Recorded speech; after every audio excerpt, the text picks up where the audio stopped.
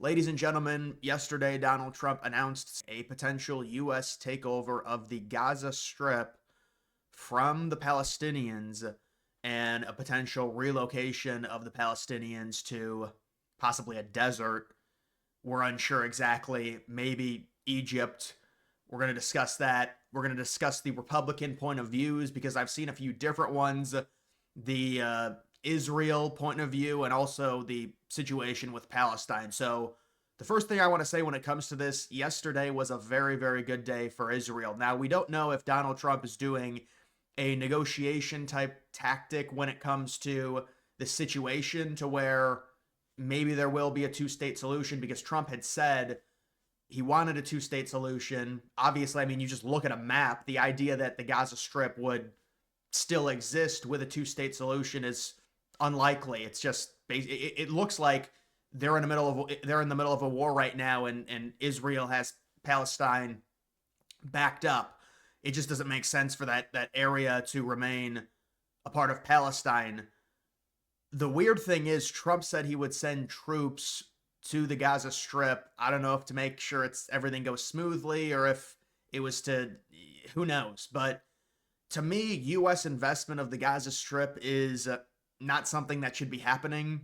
And I would imagine it would probably be, if it were to be redeveloped by Saudi Arabia, Qatar, UAE, one of those countries. Of course, you also do have Israel, but that would go into the whole idea of negotiations when you're talking about a two-state solution. Trump has also had the idea of also annexing the West Bank, which would completely relocate the Palestinians. Worst case, there probably will be a demilitarized zone in between Israel and the West Bank. Or will it be annexed for Israel? What would that do to Palestine?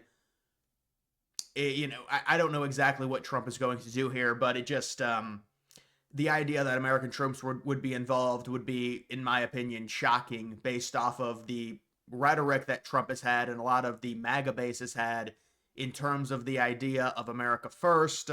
And look, when it comes to a situation like this in the Middle East, I think Trump, kind of from a wider angle, wants to be remembered as one of the best presidents in U.S. history. And two of the top things, you can look at them, they're very obvious. It is figuring out peace in Europe, in Eastern Europe with Russia and Ukraine, and also figuring out peace between Israel and Palestine, and not just temporary peace, a permanent solution. And so you remove the West Bank from existence in terms of Palestinians being there, you're closer to the idea that there's not going to be another major problem with the Palestinians and the Israelis in the future. And, as for Palestine, obviously those people are not going to be very happy. It's unfortunate when you're led by a terrorist organization. It is what it is. I don't know what to tell them. Rand Paul saying that, Trump's Gaza takeover plans, I thought we voted for America first. And this is the whole issue in terms of the support we've had for Israel. And we knew Trump was going to support Israel. You look at the difference between Trump and Kamala, the Democrats were in a different spot because there certainly is at least mainstream more pushback against Israel when it comes to the situation with Palestine. Mainstream support for Israel is very high when it comes to establishment Republicans. It is changing quickly, however. There are a lot of people on the left and on the right understanding the influence that Israel has over our government relative to their population size within the United States. And I think it's probably going to take years because all the boomers still view Israel a certain way, but I do think it will change in terms of the amount of support that we give Israel in the future. But this is just where the country is right now. There's no other way to look at it. We knew Trump would support Israel, and I think Trump thinks this is probably the easiest way to do it, is to remove Palestinians from that plot of land to prevent future war between those two combatants. So, and listen, I understand what there was also the idea where there's a lot of Trump supporters saying, well, Trump blindsided Netanyahu. Because if you look at Netanyahu's reaction when Trump says the United States is going to take over Gaza, certainly that blindsided a lot of people just in terms of him announcing it. but it didn't. I would imagine he had already talked to Netanyahu about that, and even if he did, even if he didn't, that would not be something Netanyahu would be angry about. That would be a very this is a very very positive development for Israel. Very positive. What Trump is saying about taking over the Gaza Strip. So we'll see what Trump. I think the bottom line is Trump wants this war over, and he doesn't want a new one started. But investing American troops there, more involvement in the Middle East, saying he wants to develop that area like a Dubai 2.0. It's not something anyone wants. If we want to invest into developing areas for natural resources, you've got Greenland in specific that I would take over being involved in any affairs in the Middle East. I think in a perfect world, the United States just says we're done with the Middle East. I mean, it's just there's been so many problems that have come out of it because even if you know agree to do this, there's going to be serious animosity from the Palestinians against the United States. And there was probably always going to be, but when you get involved in these Middle Eastern situations, it's almost like a saw trap. It's like you put your hand in, you try and pull it out, and it just skins you. Like no matter what you do, there's going to be a serious problem. It's why it's best to avoid these situations, especially considering how far away they are from the United States. And there is a difference between where Greenland is located, and obviously that's not a war situation, but in where the Middle East is, just in terms of geographically. So I would imagine what Trump is doing is he's trying to end this war as quick as possible, and he understands, based off of the history in this region, a two-state solution that involves the Gaza Strip will just lead to more war, and it's pretty much useless.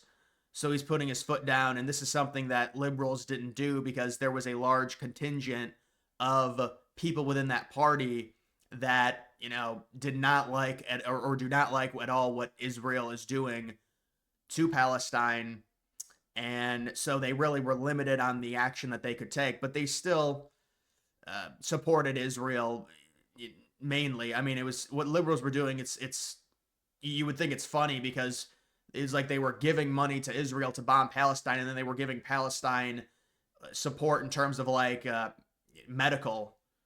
I mean, it makes no sense. But either way, guys, I do think Trump is trying to end this war as quickly as possible. And I think Trump thinks for it to end and stay ended, I don't know what he's going to do with the West Bank. There's been talks of annexing that. That would obviously be, for Israel, amazing. But then what do you do with the Palestinians? Where do they go? And then people talk about, well, it's an ethnic cleansing. And yeah, obviously that's a loaded word. And I think people, when you look up, people think it means something different than it just means removing people from an area. It's not a genocide, but people obviously call what Israel is doing to Palestine a genocide and a significant overreaction, from the attack that they suffered. So if the United States does take over that small strip of land, the Gaza Strip, which again, I don't see them doing, I see it being handed off to other countries closer to the area, like Saudi Arabia. But if that were to happen, and by the way, there are right now talks of Trump potentially orchestrating a peace deal between Russia and Ukraine, and the negotiations happening in Saudi Arabia for that potential peace deal as well. But I think there would be investment from countries in the region rather than U.S. ownership of that area, because that would entrench the United States in the Middle East forever. And you want to talk about, well, is that really worth the natural resources or anything like that we'll get from being in the Middle East? It's not worth it, I don't think. And a lot of people think, the exact same thing. This is more of an America first. Israel is in control of the United States government and the amount of influence that they have, certainly when it comes to lobbying bipartisan, which is so unique about the way they lobby. It is immense, and it still exists, and people understand it. A lot of people on the internet understand it. I think a lot of common Americans want to support Israel for biblical reasons, but it's this weird situation to where every time we go into the Middle East, it's a money drain, and we lose troops, and we don't get anything in return. And it's like, and it just creates more animosity and more hatred towards the United States, which then prolongs potential problems when it comes to terrorism in the U.S. it's like it's a no-win situation being involved in the Middle East at all. That's why I think it's, it's like a clean break from there. And people say, well, you're abandoning Israel and things like that. Well, let's see if Trump can get this done, maybe with redevelopment by. I mean, the question is, where do the Palestinians go? Where do you put them? And when they get displaced, that's going to be an issue, and there's going to be a lot of people that are very angry about that. And does that end up being an entirely new problem? I mean, these are all things that have to, and I'm not saying there's a perfect right answer here. There really isn't. That's why this is something that people have talked about and argued about for years. But the United States being the ones to take over that area of land, that's going to put us in the Middle East for the foreseeable future. And I mean, that land is basically Israel's. We are basically one and the same, the United States and Israel. The idea that, well, the Israelis don't like that the United States, owns that area and is committing to take over that. They love that. I mean, if something happened with Iran and we had to go to war with them, and we would very likely severely weaken Iran, and that would help Israel as well. So there's a lot of dynamics with the Middle East, and it just it depends what your viewpoint is, where you're from, and all of that. But I do think most just regular people, regular Republicans, are not big fans of this idea outside of the well, if it's going to create peace in the Middle East for the foreseeable future, then people seem to be on board with it. The problem is you're entrenching yourself into the Middle East for the foreseeable future, unless this is something you're just saying right now, and maybe it gets handed off to another country in terms of rebuilding that area. But I mean, something is going to have to be done if there is a solution to this war, and you allow them to keep the Gaza Strip. You're basically calling for another war to happen or something to happen. It just doesn't make sense. So I understand what Trump is saying in terms of that, and Trump is in a pretty tough spot in terms of this stuff in the Middle East. It's really a no-win situation.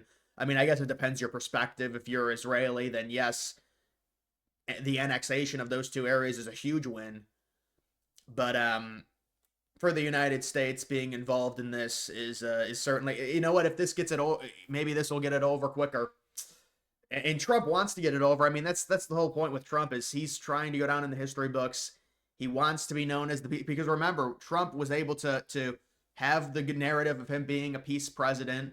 And so now you've got two situations which spring up under Democratic leadership, and Trump comes back in for a second term, and he can end the two situations and the two wars that came up while he was out of office. It really is something that would be extraordinary to be in office, to have a peaceful world for the most part. Obviously, not everything's going to be peaceful. There's always going to be problems in the Middle East, but there's no major issues, because that's now the liberals are starting to do. Oh, but there were these smaller problems when Trump was in office. Well, yes, there's always going to be issues where the United States of America, we have extreme authority, and we're going to be involved in conflict. That's impossible to avoid. We're talking about major wars and major destruction and major death. That's something that Trump mainly avoided his first term.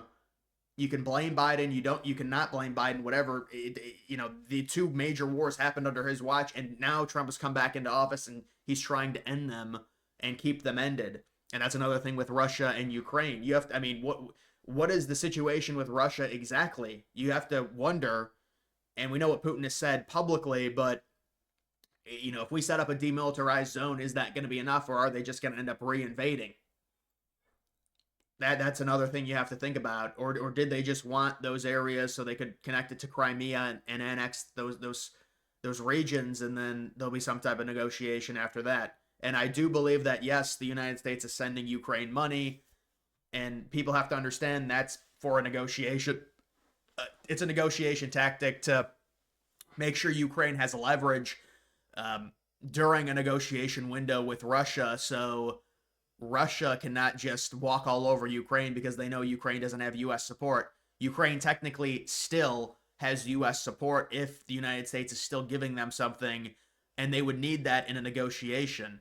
And there's a lot of conservatives that really don't care about Ukraine, but I'm just saying, if Russia is still an adversary to the United States, and it's very complicated, but you don't want Russia to just walk all over Ukraine in negotiations if you're a global superpower like the United States. People have to understand the idea that Russia would take over multiple Eastern European countries. It's quite literally impossible. And the reason it's impossible is if because they started using full force military, NATO would do something about it, and then they would start launching nukes. So it would never get that far. So the idea is to minimize future war. And I guess a way to do that is through negotiation. And that would be fine. Allow Russia to annex those areas that people are angry, they shouldn't get anything. Well, what are you going to do? Are you going to send NATO troops into there? That'll be fun. How are you going to get that area back for Ukraine? You're not getting it back. It's just not happening. This is just where the world is right now. You're going to try and fight for those regions in eastern Ukraine and risk nuclear war over it. Russia knows that'll never happen. It's just not going to. They're going to be able to annex areas. I don't know how much in Ukraine. It depends in terms of the negotiations. Depends on where the Ukrainian military is. If they're in a bad spot, they could probably get more because Ukraine has no leverage. So, I mean, the idea is you don't want to keep that war going. But when it comes to this situation, I understand people are not happy with Trump, and the idea that the United States would have land in the Middle East is something, whether you want natural resources or, I mean, along that strip, really, that's, maybe it's some type of economic development zone where multiple countries combine to develop it and the United States gets a slice of it. I'm just thinking out loud. I don't know exactly what it would be. I'm really not a fan of involving anything to do with the United States land ownership in the Middle East at all.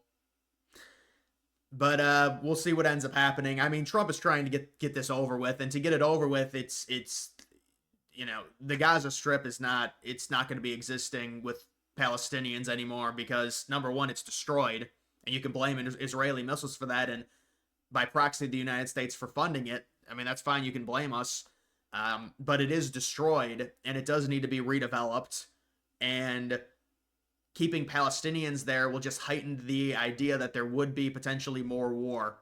And so Trump is trying to remove that. I'm just explaining what's happening. But either way, guys, that is going to do it for this video. Make sure you follow me on X. Link to that's always in the description.